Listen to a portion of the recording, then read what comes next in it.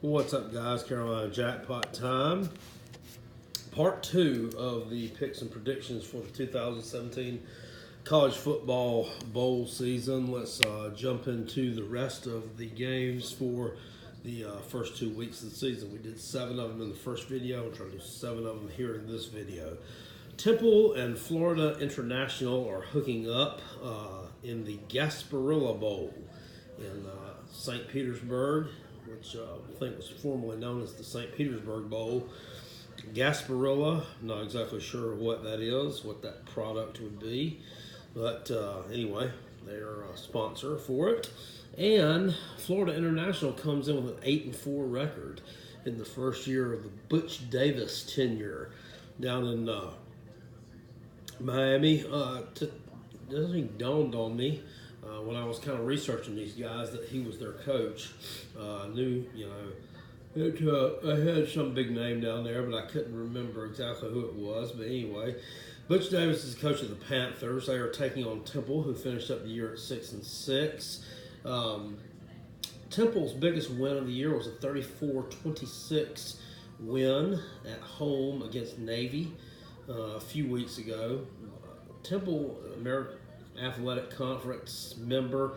They've been blown out in the games they played against the better competition. South Florida, UCF, and Notre Dame all took care of the Temple Owls with ease.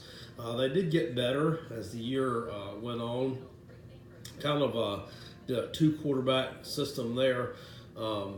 Florida International has not been to a bowl game since 2011. This will be only their third in their history in in FBS. I'm going to look for FIU here to cover the spread. They're 7-point underdogs against Temple. I just don't think Temple's very good. They're they're kind of run of the mill and don't really perform that great on the big stage. I think that win over Navy, I think they played over their heads a little bit in that game. I'm going to look for the Panthers to cover the spread here, not necessarily win this game, but I think it'll be a very, very, very close one. And actually, probably one of the better games of this first 2 weeks there. Surprisingly, keep your eye on that one. UAB and Ohio are going to hook it up in the Bahamas Bowl in Nassau. Who wouldn't like to go to that one? They should have get some bigger names to go down to the Bahamas Bowl. That would be an enjoyable destination, I would think, for a college football player as a reward for a good season. UAB and Ohio both have identical 8-4 records. Very, very notable for UAB. This is their first season playing football since 2014. 2015 and 16, that program was discontinued soon as it was disbanded after the 2014 season. I think a lot of groups of activist type deals took over and pandered to get that football program back, which they did. They have a few players too that actually hung with the program and didn't play for 2 seasons. Held on with UAB. Of course, most of them transferred away or chose to go to other schools. But a few of them did stick around and still stay with the university and play on the 2017 team.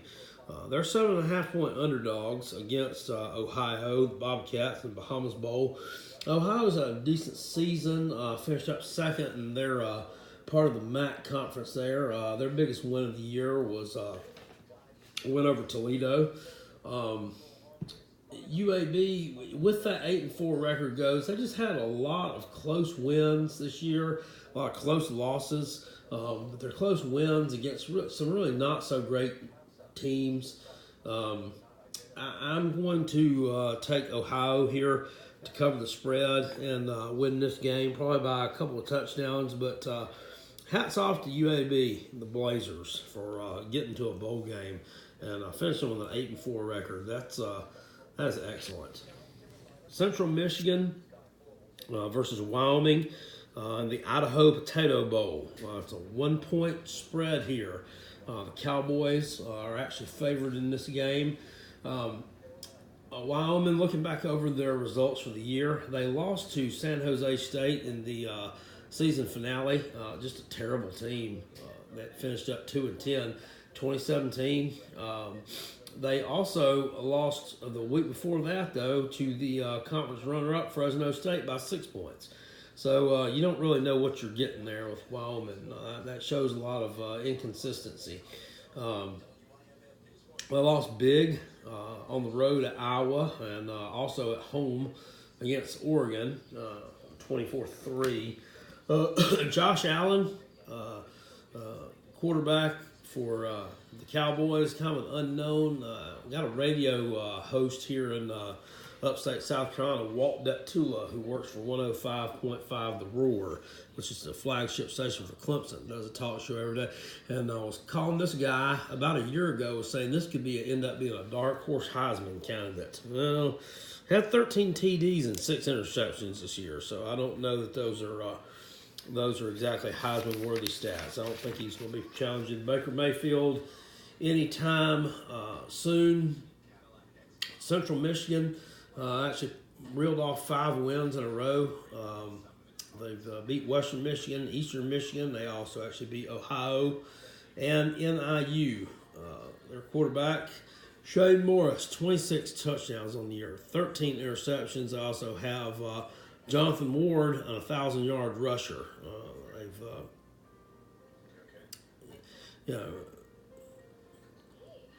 a diversified team that can score through the air and on the ground.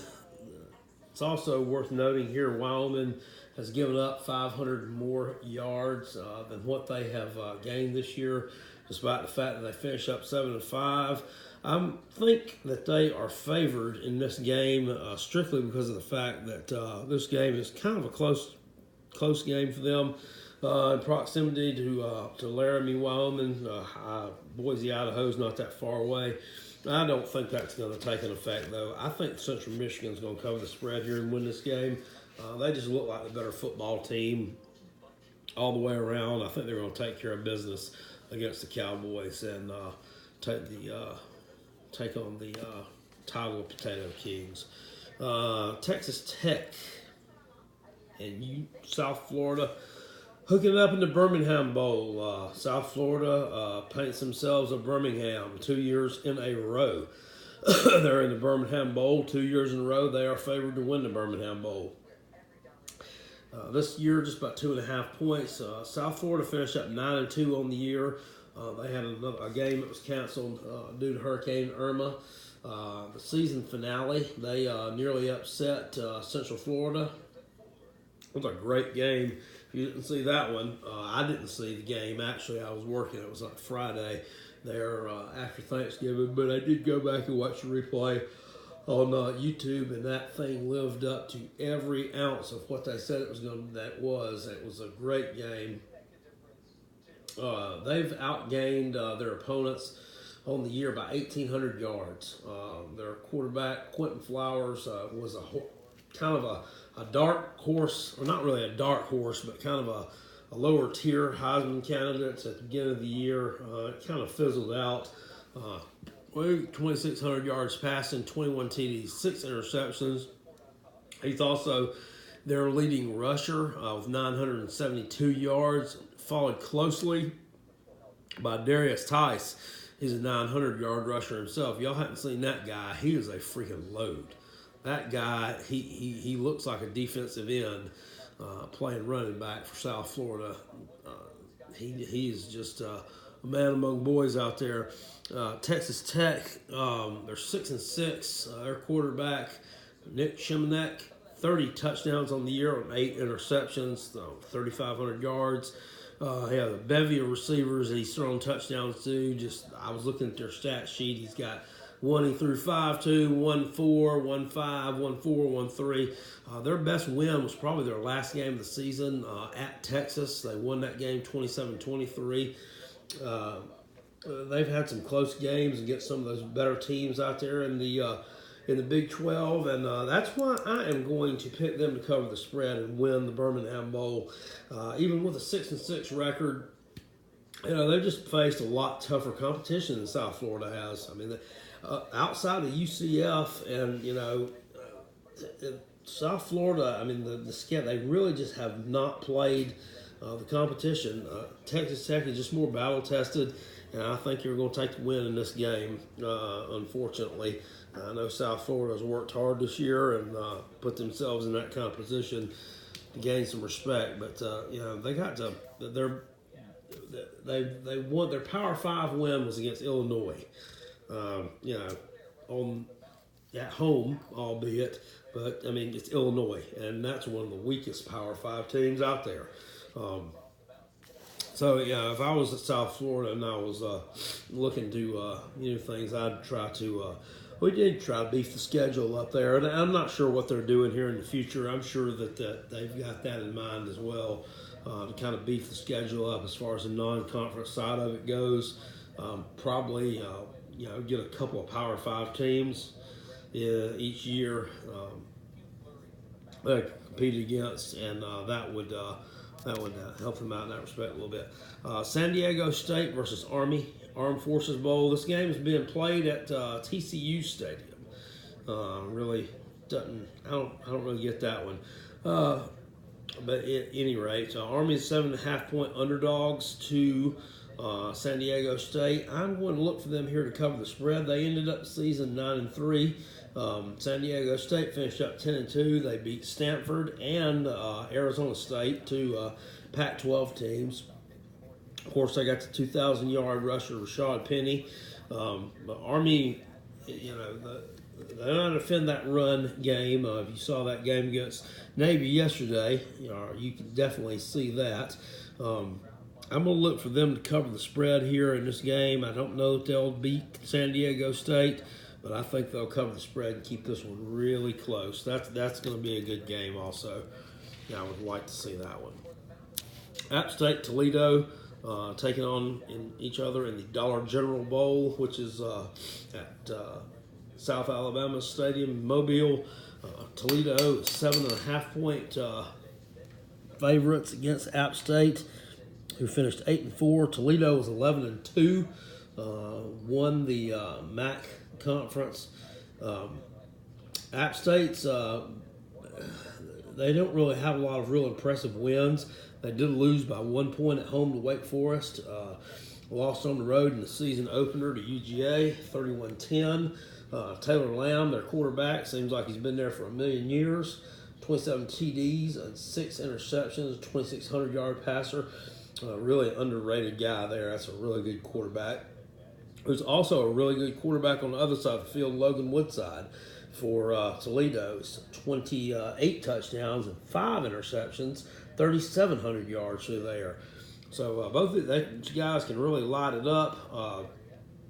Toledo, I'm going to look forward to cover the spread in this game here. They also got a running back, Terry Swanson, 1,300 yards, 14 TDs this year. Shaquille Seymour, 700 yards, 12 touchdowns.